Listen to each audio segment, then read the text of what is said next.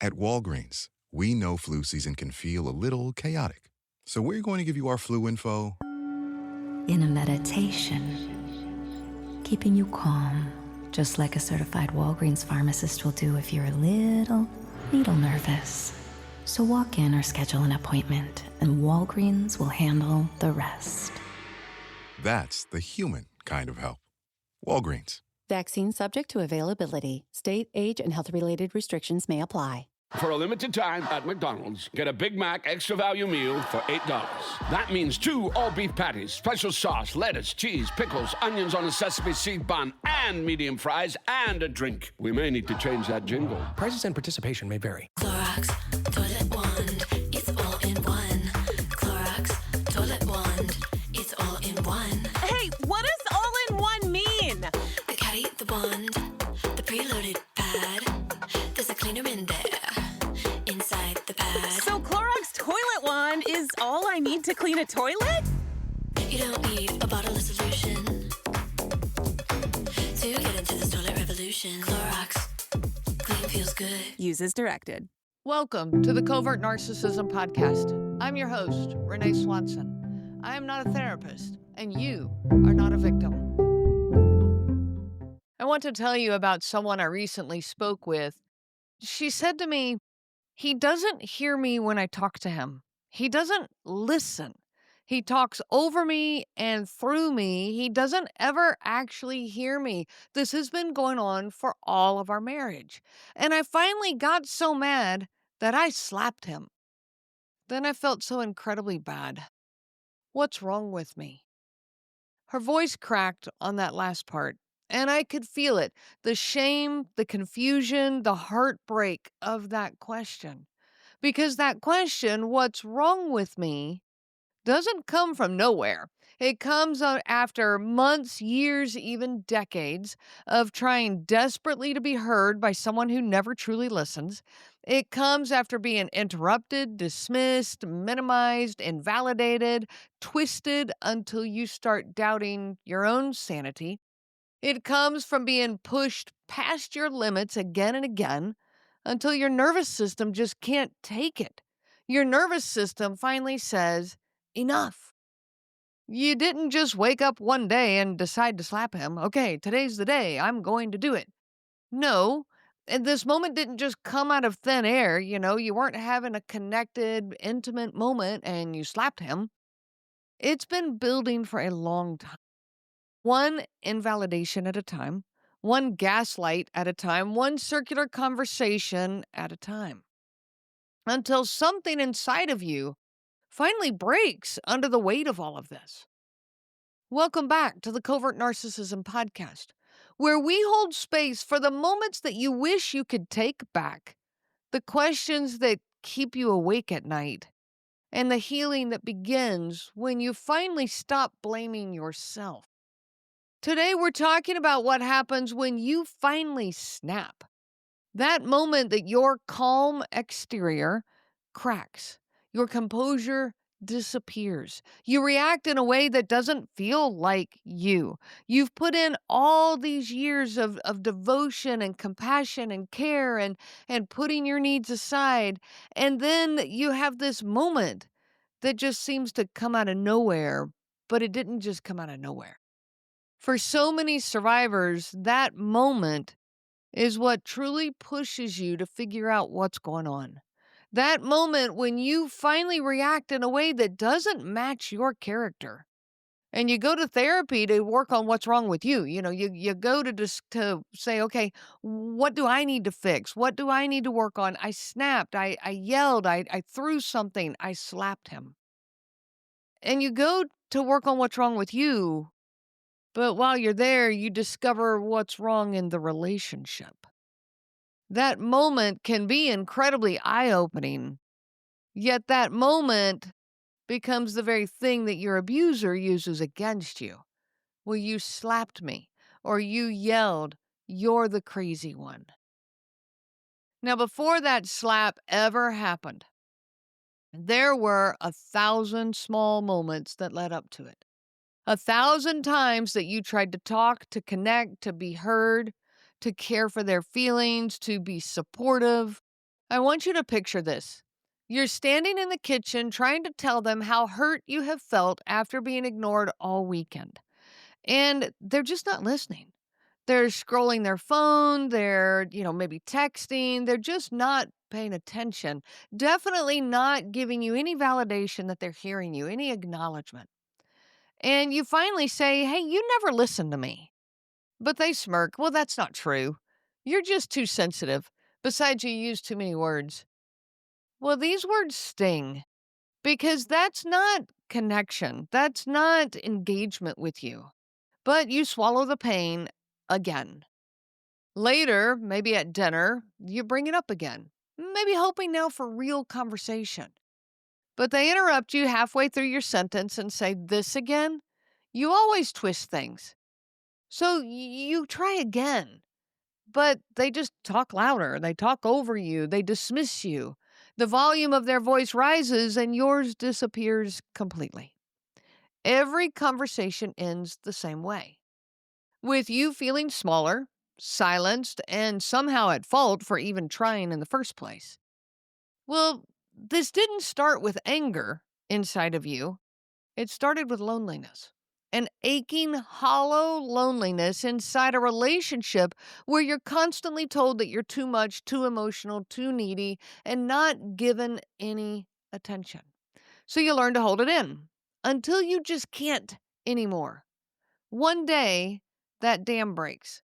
You're standing in the hallway. Their words are slicing through you yet again. Sarcasm, dismissiveness, minimizing. Your body is trembling, your heart is pounding, your stomach is doing somersaults inside of you. Your face is hot, and you're just pleading, "Please just listen to me for once."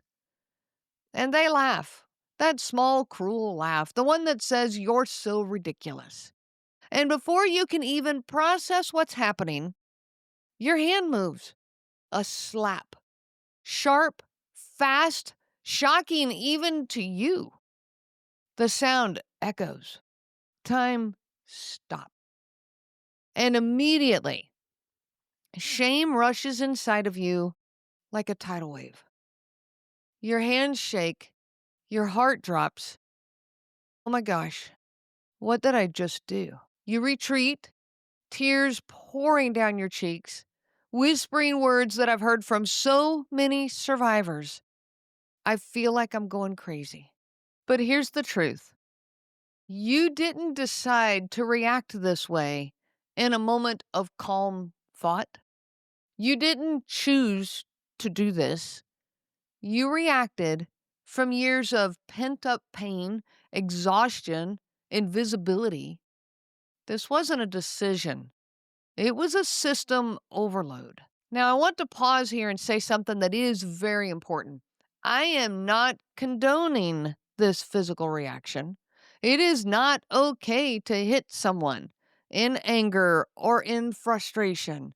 I mean, unless you're training in the martial arts where you both agree to stand in front of each other and kick and punch each other. That, is different and honestly can be incredibly therapeutic, just saying. But outside of something like that, it is not okay to hit someone. Hitting someone is not how we want to respond. It's not who we want to become, and it does not make things better. But, and this is a huge but, the person who pushed you to that breaking point does not get to hold it over your head like a trophy. They do not get to erase everything that they did leading up to that moment and act like you are the only problem. They do not get to lay all of this on you. They do not get to point their finger at you and say, "See, you're abusive. This is your issue, not mine." But that's exactly what covert narcissists do. They push you past your limit and then punish you for reacting. They engineer the explosion and then step back and call you unstable. They sabotage your sanity and then call you insane. Taking responsibility for your reaction is one thing. And yes, I do recommend that you do this. Take responsibility for that slap, that yell, that throwing of the chair, whatever it is. Take responsibility for that. Yes. But taking all the blame for a dynamic that they created and controlled for years? No. You can acknowledge that what I did was not okay without accepting the narrative that this was all your fault. Now let's talk about what's really happening in these moments. When you've been silenced repeatedly, your brain doesn't just get frustrated, it gets alarmed. You see, emotional neglect and invalidation, they register in the brain the same way that pain does, physical pain. The body doesn't separate emotional damage from physical damage. It feels the same threat, the same urgency to survive. So every time you're dismissed, you're talked over, your reality is denied, your body quietly records it. Your muscles tighten, your stomach knots, your shoulders hunch forward to protect your heart. You might not even realize that you've been living in a state of low-grade panic. This has to be addressed and it has to be dealt with. You tell yourself, okay, stay calm, don't react. But this is why we try so desperately to come back and acknowledge this, to talk about it, to get it out in the open, because that's how we can remove the danger from this situation. You keep your tone soft, you try to de-escalate, but your body records. This episode brought to you by Progressive Insurance. Do you ever find yourself playing the budgeting game? Shifting a little money here, a little there, and hoping it all works out? Well, with the Name Your Price tool from Progressive, you can get a better budgeter and potentially lower your insurance bill too. You tell Progressive what you want to pay for car insurance, and they'll help find you options within your budget. Try it today at Progressive.com. Progressive Casualty Insurance Company and Affiliates. Price and coverage match limited by state law. Not available in all states. For a limited time at McDonald's, get a Big Mac Extra Value Meal for $8. That means 2 all-beef patties, special sauce, lettuce, cheese, pickles, onions on a sesame seed bun, and medium fries, and a drink. We may need to change that jingle. Prices and participation may vary. It as danger. That slap, that scream, or that door slammed in anger, it didn't come from nowhere. That's your nervous system snapping under the weight of too much suppression. You've spent years maybe fawning and freezing, which is the reactions that a lot of us have as we fawn, which, if you don't know what fawning is where I now do everything I can to get this person to be happy again. Let me cook your favorite dinner. Let's go watch a show. Let me rub your feet. I'm so sorry. Even though I didn't do anything wrong, I'm the one apologizing. All of that falls into the category of fawning. And we do this because that's how we get ourselves back into a safe zone again, okay? Fawning is a survival response. And when your every attempt at connection, because true connection doesn't come from fawning, it comes from openness and vulnerability. And with every attempt at connection, when that has been shut down, your body finally surges into a fight mode. At that moment, the one you now regret, it was your body's desperate attempt to reclaim its voice. It wasn't healthy, it wasn't okay, but it definitely was human.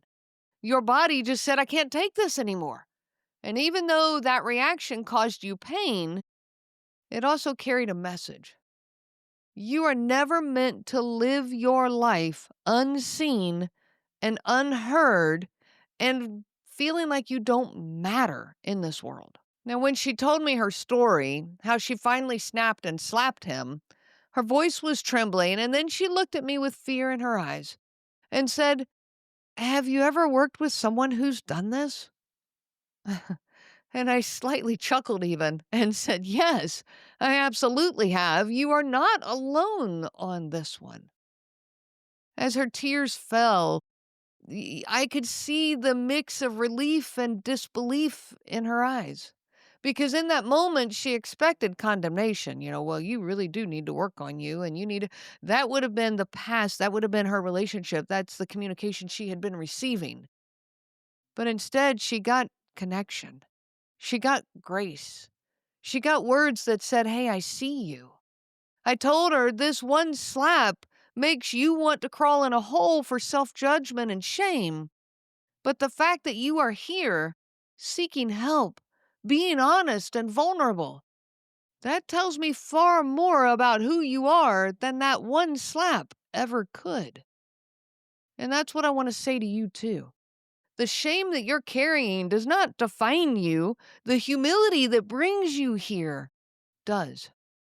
It takes tremendous courage to look at yourself honestly, to ask for help, to face what's happened, even what you've done on your side of this, without running from it.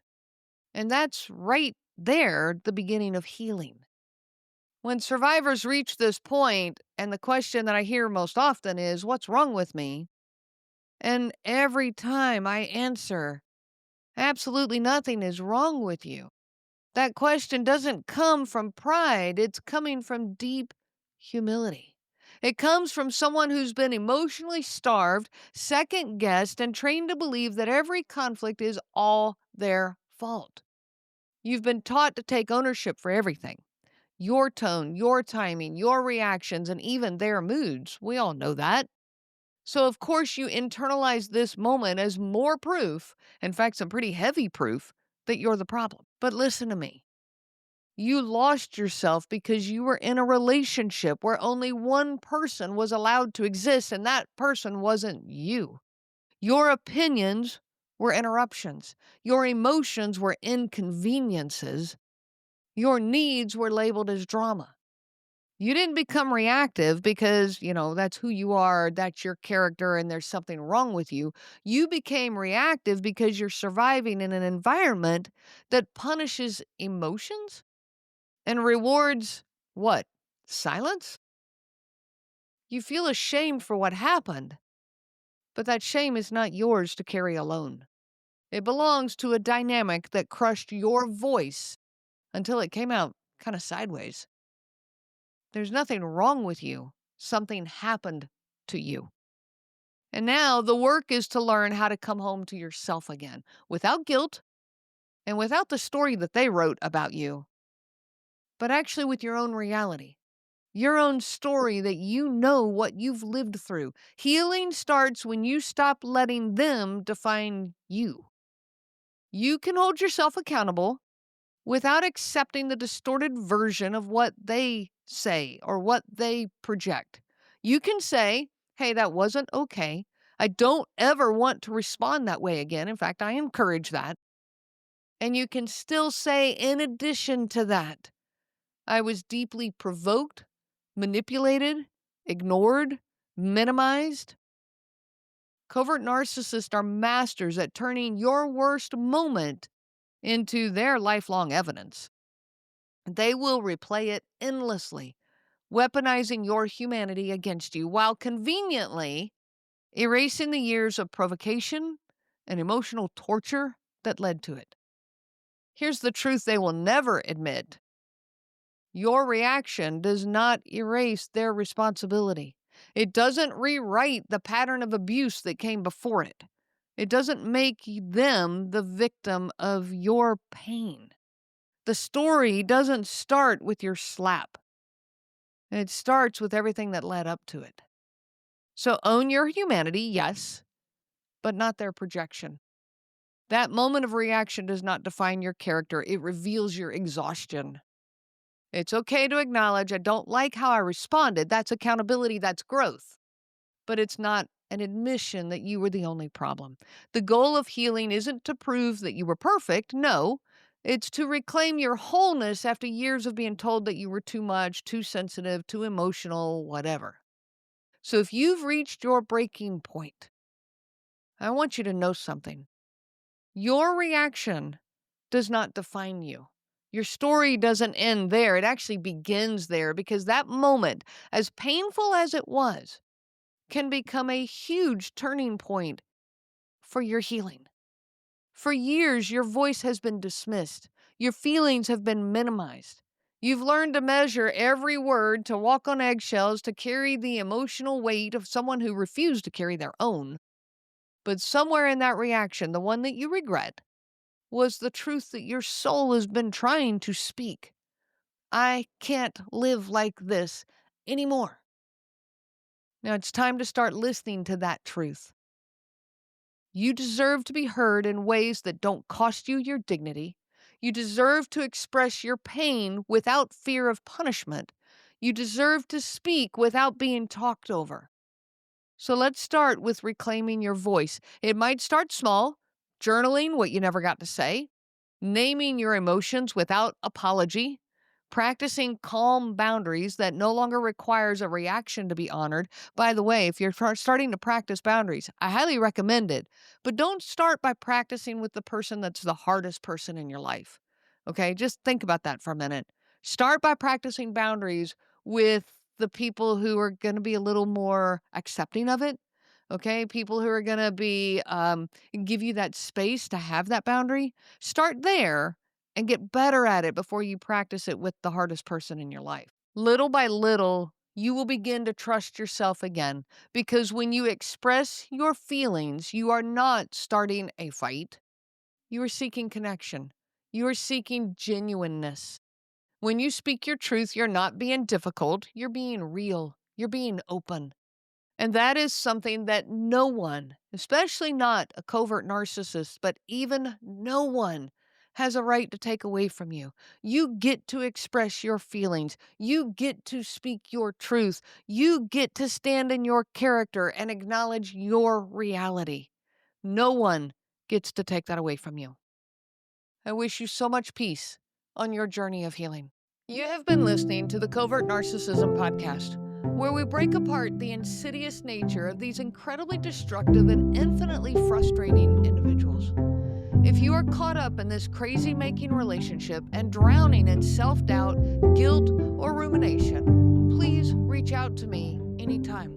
I offer individualized live coaching in both group and individual settings. We can find the right program for you. You do not need to go through this alone. You can find all of that information on my website at covertnarcissism.com. You can also reach out to me by email at Renee, R-E-N-E-E, at covertnarcissism.com. I do look forward to hearing from each and every one of you. Remember, I am not a therapist, and you are not a victim. I am a coach, and you are a survivor. The information provided by Renee Swanson, Covert Narcissism Podcast, and CNG Life Coaching is for educational purposes only and is not to be used for diagnosis purposes. It is not intended to be a substitute for clinical care. Please consult a healthcare provider for guidance specific to your case. This material discusses narcissism in general. Renee shares stories from her personal experience as well as from those that she has worked with for several years. Her material does not claim that any specific person has narcissism and should not be used to refer to any specific person as having narcissism. Permission is not granted to link to or repost this material to support an allegation or support a claim that any specific person is a narcissist. That would be an unauthorized misuse of the material and the information provided. Thank you. The biggest homeowner mistakes. Do-it-yourself lumberjack. Better leave it to the pros. Doing your own electrical work? The results could be shocking, but letting just anyone replace your windows? Biggest mistake ever. Be a happy homeowner and leave window replacement to the best. The certified master installers at Renewal by Andersen. For a limited time, buy one window or door and get the second 40% off, plus $200 off your entire purchase with special financing. Minimum purchase of 4. Visit renewalbyandersen.com today for this great offer. Your sausage McMuffin with egg didn't change. Your receipt did. The sausage McMuffin with egg extra value meal includes a hash brown and a small coffee for just $5. Only at McDonald's for a limited time. Prices and participation may vary.